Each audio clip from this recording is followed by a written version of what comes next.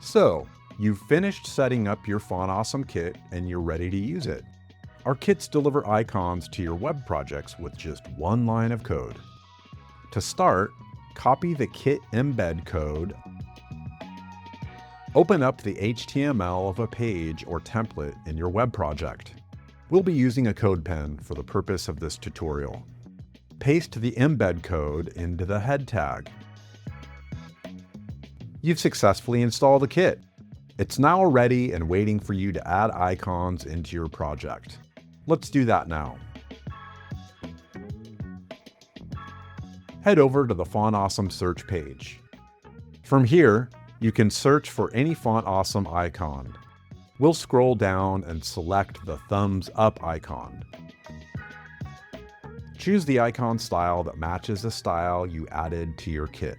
For this tutorial, we'll be using the classic solid style. Click to copy the icon code snippet and then go back over to your project. Paste the code snippet into the content area of your project and voila! You've added an icon into your project using kits. See? That was super easy, and now it's your turn to go make something awesome.